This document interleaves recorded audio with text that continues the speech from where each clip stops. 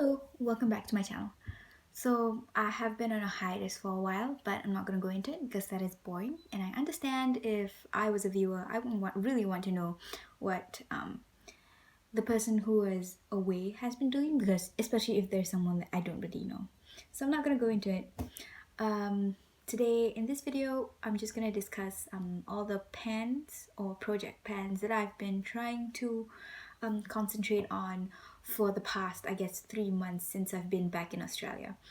So since I've been in Australia, I've been trying to really hit pan on some of my eyeshadow palettes, especially because I've got like many different palettes that I have yet to hit pan on for any one palette. Since my obsession with makeup, I've actually accumulated maybe, I haven't really counted them, but it's definitely less than 35, more than 15.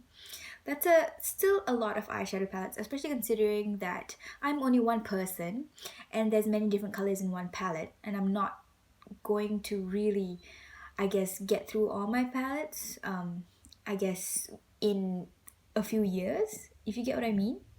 Because I think for you to really hit pan or really empty a pan in a makeup palette, it might take like months and months, or like a year or a year plus, depending on how tightly packed the shadows in the palette are, and how you're using the palette. I guess I don't really have a lot of lid space on my eyes, so I don't really use a lot of eyeshadow as it is.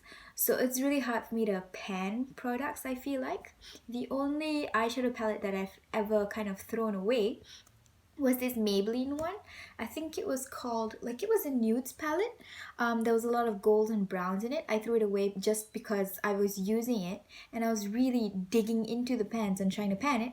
But what happened was, every time I tried to blend it, it just became like a huge muddy mess. And I admit that my skill level then wasn't very, I wasn't really good at makeup, not yet. I don't think that I'm very good at makeup even now.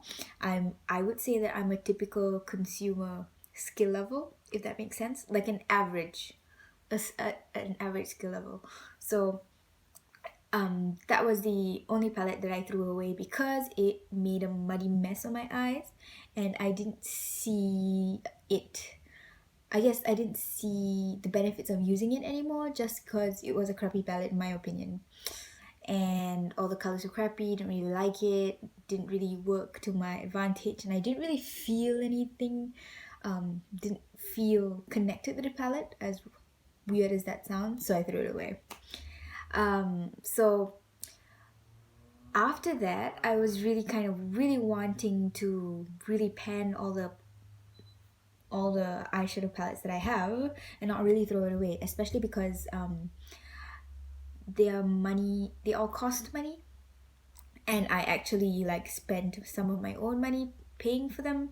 I mean, not really my money, just because this sounds like I'm a princess really, but I'm really not. It's just a cultural difference, I guess, especially for Singaporeans. My mother still supports me, so I bought it with her money.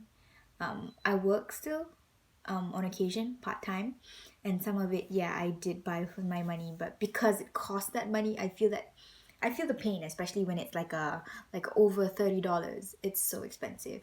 So I try to hit pan on some of it, and then I'll think about throwing away. So an example of that kind of palette is this palette right here. This is the It Cosmetics Naturally Pretty Romantics palette. Nobody really talks about this palette because it has been out for quite a while. I think the one that is more famous is the one that preceded this. I think it was called just the Naturally Pretty palette, not the Romantics palette. So this palette has these kind of colors, pastel colors. You would think that they would be really good for Easter, but the quality of these shadows aren't very good. So if you kind of put your finger in there, they feel more like powder, and they're not really they're kind of not really pigmented. They just kind of look like powder, like, you know, if you have talcum powder and you kind of put your finger in talcum powder is white, you just put your finger in there and then like you put it on your hand. It feels exactly like that, like it's talcum powder, like it's not real like eyeshadows, you know what I mean? So the first 3 shades right here they all are the same on my skin. So I don't really see the point of having, or 4 shades even. This one's just slightly pink, but only slightly. I don't see the benefits of having 4 different shades that are more or less the same. I've hit pan on 2 of the shades. There are 15 in total, 15 colors. But I've hit pan on 2. But I do admit that these 2, I actually dug my brush in it, a very fluffy brush. This brush in particular, I try and get as much product as possible and put it on my eye. And I think that's why I hit pan on it really quick. But to tell you the truth, if you are looking for pigmentation, you do need to layer so much just so you can get that color payoff.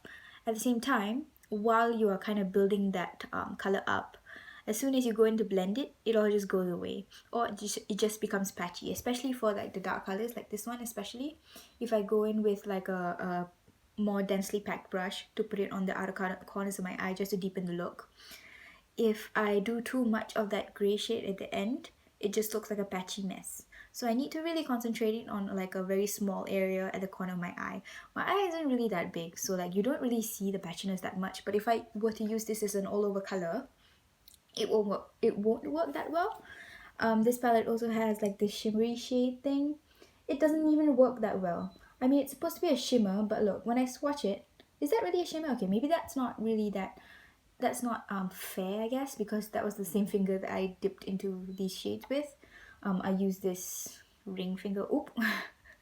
I'm an idiot, sorry. My pinky finger. Look, how's that shimmery? Do you see a shimmer?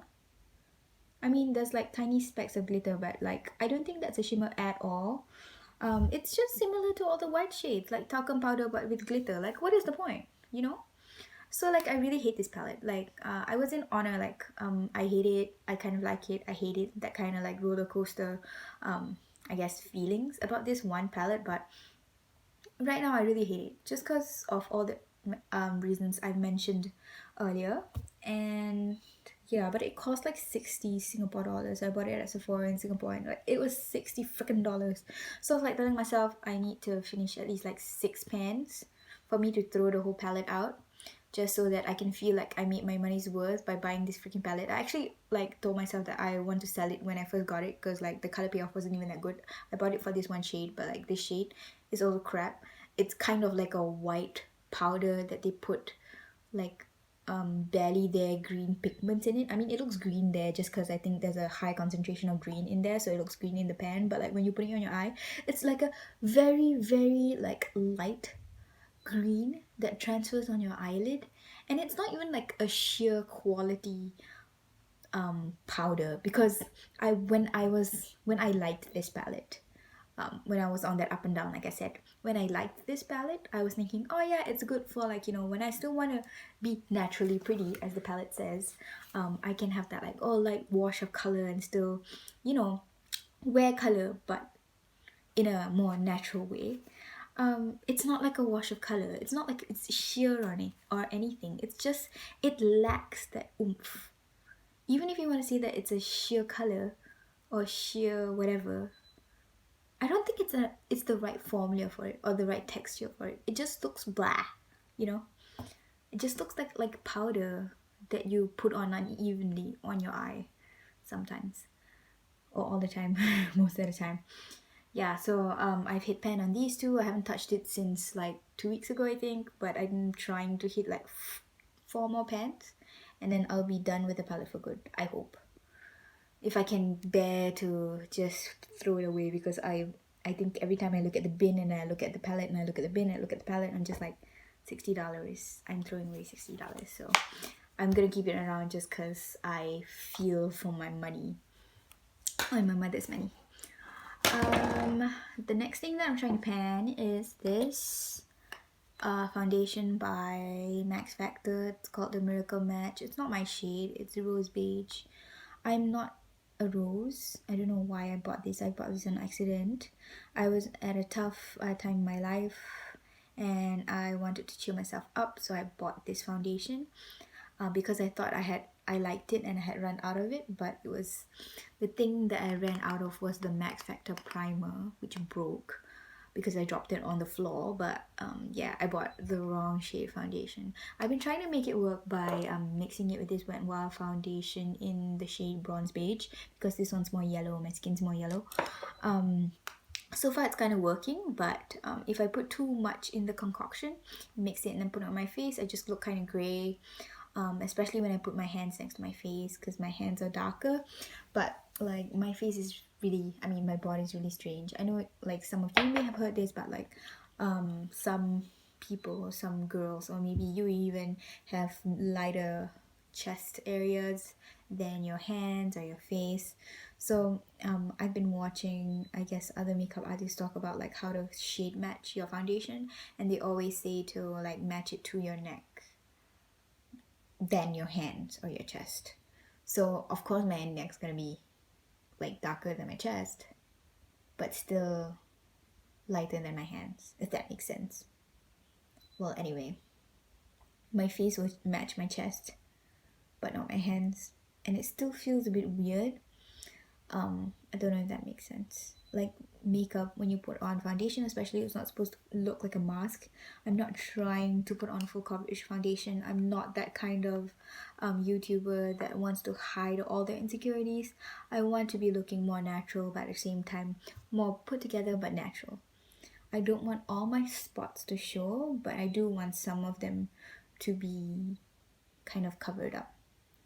I want to look put together in a way. Anyway, yeah, I've been trying to make this work. I also hate panned it. What I mean by that is I'm hate wearing it right now. And I do admit also that I pumped a few pumps of it in the trash can, even though I shouldn't have. I should have done it like the organic way, by like using it every day for months and months and months, but I just couldn't wait. But the last few weeks I really have been using it more organically, or more naturally, I guess, by mixing it with another foundation. So that's that. What other things am I trying to pan? I'm trying to pan my Essence, my mascaras actually. I've got 2 mascaras now. I'm not trying to buy any more mascaras just because I have only 2 eyes and lots of mascaras, and mascaras dry out really quick, so I'm just trying to finish these 2 before I get new ones. The reason why I want to finish them is because I just want to try the other Essence mascara. This one's the Essence Volume Stylist Curl and Hold. I want to get the other one that has the same bottle design. I think it's purple. That one's more lengthening, this one's more volumizing. This is a really nice mascara. It's really pretty. I like how it really accentuates my eyelashes. Someone at work, I'm on university placements, someone at placement asked me if my eyelashes were false lashes, and I take that as a compliment because it looks like it's not mine. I know you're thinking, how can that be a compliment? But I'm just thinking it is a compliment, just because my eyelashes are, they grow straight down and they are not as long. So for them to look full and long and curled is really good. So I really like that mascara, and I'm hoping that the other one is as good as that one. I don't want to try it, but I don't want to try it until I finished my Essence mascara. Another one that I'm trying to pan is this Telescopic black mascara. I like this mascara a lot. It's just that the wand is really weird and short, like the bristles are really short. But it does help to really lengthen my eyelashes. I'm wearing it now, but you can't see because I'm wearing glasses. It's fine. I don't know if you guys are bored, but like, I am getting more sleepy as I'm talking to myself, which is very strange. I'm gonna end this video soon just because I am boring myself to sleep. I mean, I like talking about makeup, but like, I don't know why I'm sleepy right now. Maybe it's my bedtime. I think it's 10:30. How is it my bedtime?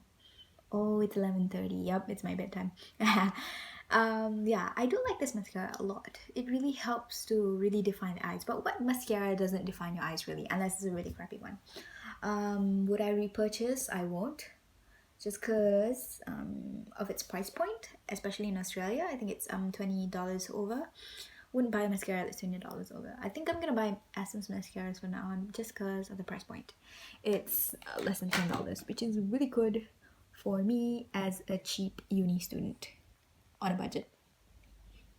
Sorry, I was just pressing the OK button because I'm filming this on an iPhone and it says that my battery is low. Alright, so I think that's all the things that I've been trying to plan for the past 3 months. I hope you guys enjoyed this video and I hope that you have a really great day ahead. Bye!